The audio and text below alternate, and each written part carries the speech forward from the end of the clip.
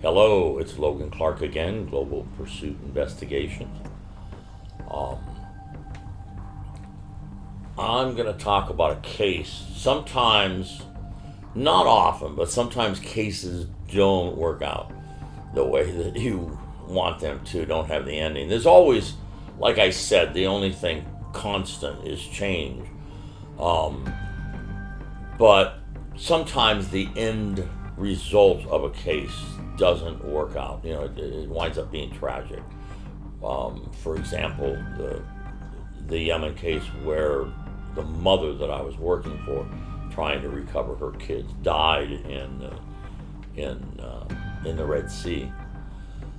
But I had a client, parental kidnapping. We do a lot of parental kidnappings as far as finding the kidnapped child or children and then rescuing them and bringing them back from either one state to another state or from one country to another country. We've, rescued probably 350, 400 women, children, from kidnappings. Runaways get kidnapped all the time. That's an easy target. That's the low-hanging fruit for human trafficking and stuff. They kidnap kids that have run away because nobody's looking for them.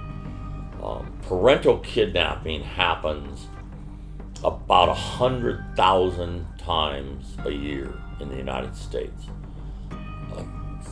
Sometimes 150,000. That means that a parent, a mother or a father, is kidnapping their child and hiding it from the other spouse simply because they don't like the custody that was figured out by the courts. Or they're in a custody battle and they know they're going to lose, or they feel they're going to lose. So they literally kidnap the child. Sometimes it goes on for years.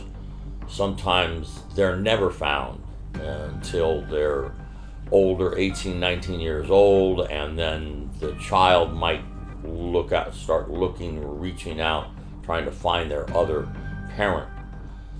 But it just destroys families, absolutely destroys the entire family makeup. And as I say, we do hundreds of these cases all over the place. We've gotten them back from the Middle East, from Asia, from Europe, from South Africa, everywhere. And sometimes we'll use undercover, sometimes we'll, use surveillance and actually do it, re-kidnap the child in a foreign country. Now, I've been doing this since the 70s, and back then there were no laws at all. It was like the Wild West. The one parent would kidnap them, we'd find them and kidnap them back. One boy and girl, my agency that I worked for, went and found them and re-kidnapped them 3 times. And the third time that Walt and I showed up, the big Z, to get these kids, they literally turned around and said, "Oh, hi, Logan. We going back to mom?" And it's terrible. It's horrible for the children. They don't think about the travesty that it is causing to the child and the mental anguish, and it's all selfish. 97% of all the cases I do is just greed, selfishness. There's maybe 3-4% that the parent did it to get away from an abusive parent who beat and hurt the children or sexually molested the children. Yet when I get close to catching them, or I do catch them, many times, if it's the mother who did the kidnapping, I will catch them, and the mother will say to me, "Well, the reason that I took them, the real reason, is because they were being molested by their father."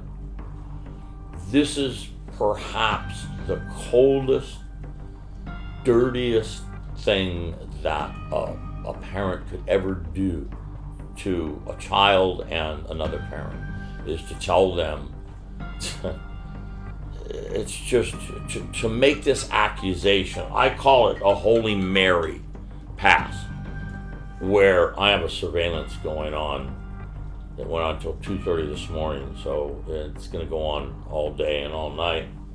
It's why my phone, I can never hang up my phone, turn it off. So anyway, these are rough cases, and we will time them out like a bank robbery and get the child. And as soon as we get the child, we try to have the parent nearby if it's not the country, the state line or the country border, that we try to get them to, or right when we grab them, we'll put them into the van and their mother or father is right there. If that's not possible, we have a video of, if I work for the dad, we have a video of dad saying, this is daddy's friend. These people are going to bring you back to daddy. So the case that I'm talking about, we worked with this gentleman. His 2 boys had been kidnapped. He was married to a Russian woman.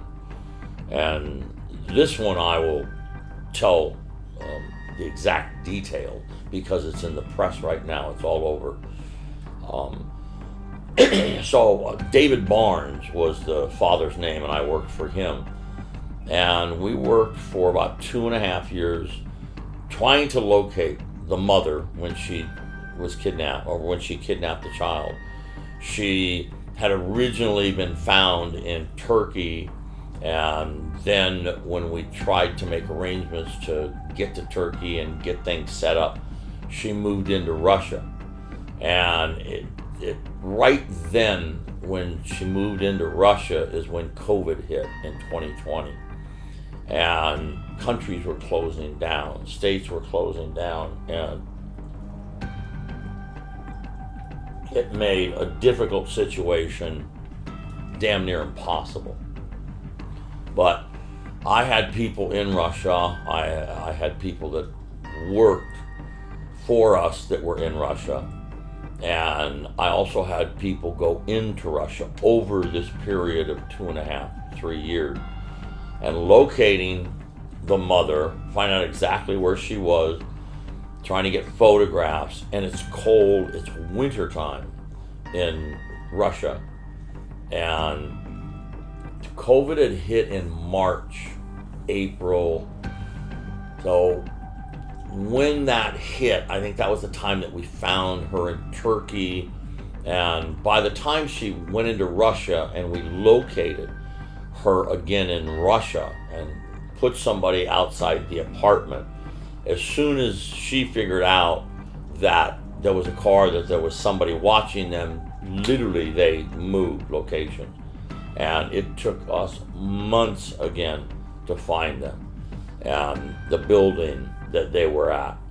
So we set up surveillance. Now it was getting into the winter time, and we set up surveillance outside of this apartment building that they lived in. And we sat there, we didn't sit there, but the people I had on surveillance was an Uber driver, was one of the guys.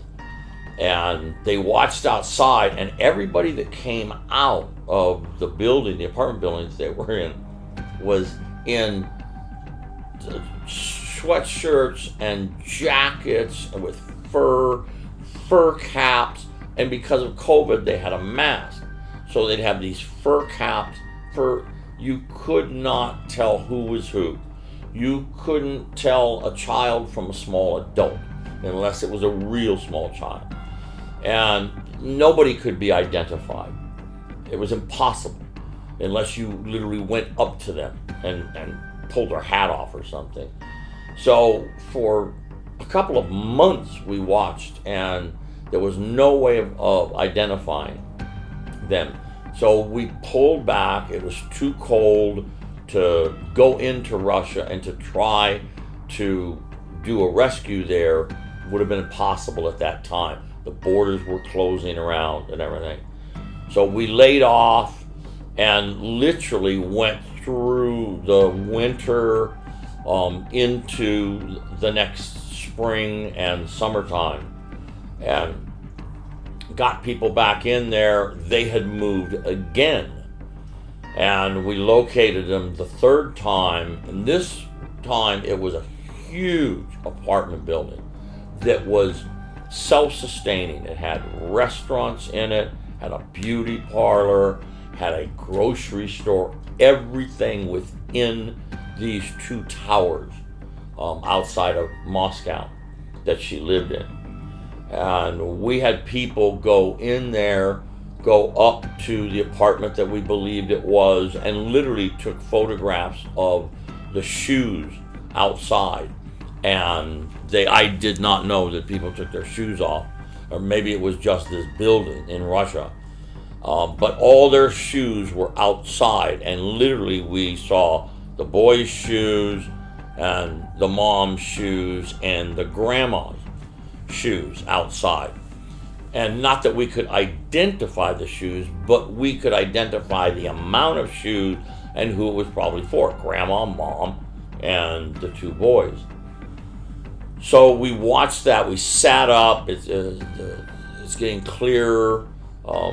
In springtime and summertime, and we kept trying to work out whether or not we could do anything with these children at all. The father was still going back and forth between the legal maneuvers, whether he wanted to go over there and legally apply for custody and do a custody fight in Russia. And it was so obvious from all the different surveillance that we did, the difficulties of doing this were just about impossible.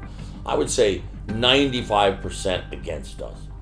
And I've never taken on a case that only had a 5% chance of success.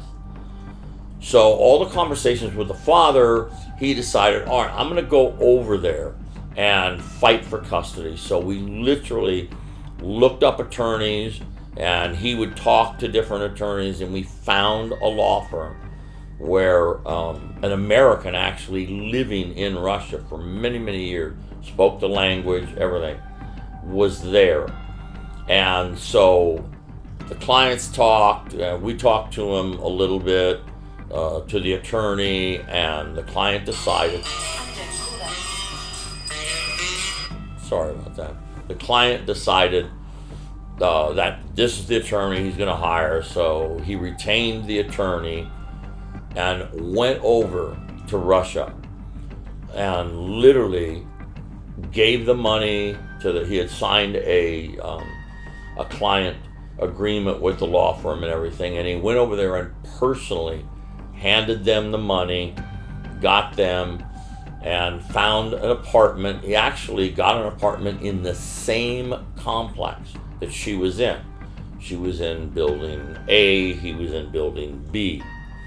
And he rented the apartment, and then he had to go down. Everything you do in Russia, you got to register. Everything. They know where everybody lives. They know what you're doing, what your job is. That's what it's like when you live in a communist country. So he went down to the police station to register and let them know that he was there and that he was hiring an attorney, etc., etc. When he went to the police department, they started questioning him. As soon as he filled out the paperwork, they started questioning him and wound up arresting him, actually handcuffing him and arresting him. And what the wife had done, before she kidnapped the children in Texas, they were getting a divorce. And during that time, she accused the father of molesting the children. She didn't kidnap them, wait till I caught her to try a Hail Mary. She literally made up this story that he molested one of the two boys. And they were young. I mean, these kids were like 3 and 5 years old. And so she tried this, and she tried to do it in Texas. It was investigated by the courts, It went to CPS, Child Protective Services. They investigated it. Everybody that looked at it came to the conclusion that it was bullshit. There was never any police reports. There had never been a complaint before, all during the time that they were married, and they were married for 3 or 4 years, maybe 5 years. And there was never any accusations made that he had ever done anything. He was a loving father, great family photographs and everything. So she tried this twice in Texas. First time she tried it, it didn't work. Second time, 6 months, 8 months later, she did it again and tried it. And this time, the judge told her if she ever tried anything like that again, she would lose parental rights to the children, and basically just threatened her and told her, get your shit together and knock this off. That's when she decided to steal the children. And the court had held her passport and ordered her attorney to hold on to hers and the children's passports and not give them back. So she kidnaps the kids, goes to her attorney. The attorney gives her back the passports for the 2 kids and her, and she takes off and goes to Turkey. Well, when the client went there and he's in registering with the police, we found out that she had made the same charge in Russia that she had tried twice in Texas and failed. But in Russia, she could just make the charge and nobody contested it, nobody did anything, just on the chance that David would come to Russia looking for her or trying to get the children. And lo and behold, David showed up and he walked into the police department to register and got arrested. This man is in prison and has been there since December of 2021. This is March of 2023. He has been there 16 months in prison. They're trying to put him away for 16 years. This has been in the newspaper. It's been all over the place. And David, to this day, is still in prison in Russia. David Barnes is his name. And I have spoken with Governor Bill Richardson several occasions, and he is trying to help. We have written to the White House. We have spoken to the senators and the congressmen in Texas, who basically gave lip service, wrote a letter back, yeah, thanks for contacting us. Nobody doing it. There's one congressman in Texas that's actually trying to do something. But Governor Bill Richardson, who has been involved in getting the release over the last year of several people from Russia. David just hasn't been in the exchange. They say that the person has to have the court case, be found guilty, and 99% of all cases in Russia turn out guilty for the person they're coming after, or they're going after. So he, to this day, is there. They're saying that, well, possibly once he gets sentenced, then they can do the trade. They won't do it before the court. They want to make the sentence, find him guilty, and say, okay, you're going to serve 16 years. Then they can come up for the discussions of trading them for a Russian. And I don't know if that's going to happen. This man is 62 years old. He was in great health. His health is not that great now. It's declining. But this poor son of a bitch is sitting there, and this woman has kept up this bullshit story. And by now, She has brainwashed the kids so much, she has told them for years that they were molested by their dad. And when they interviewed them, the law firm interviewed them in Russia, you could tell they were like robots that just brainwashed, where these stories are just told because they're memorized. And we are trying everything we can. We're in touch with the family, the sister, and we're doing everything we can to get him out of there. But I, to this day, don't know if it's going to work, if we're going to be able to get him out. We're trying to pull strings. We're trying to do the trade. Anything that we can possibly do so that this man doesn't have to spend what's left of his life in a Russian prison. That is one of the great dangers of the career that we have. I've been thrown in prison myself in foreign countries, a couple of them. I was called into jury duty in the United States, and they ask you a lot of those questions about whether you've been arrested, and I had to stand up and tell all the different times I'd been arrested. I wound up having the courtroom in hysterics, just laughing, and I was just telling the truth. I've never been convicted of anything. I've been arrested many times. I've never been tried, never been convicted of a crime. I've just been arrested, thrown in jails in foreign countries, thrown into a prison. It does happen, but it's a part of the risk, I guess. But this poor bastard, David Barnes, I mean, this man does not deserve to be in jail, much less spend the rest of his life there. Oh, that's a case that'll eat at me for the rest of my life, probably.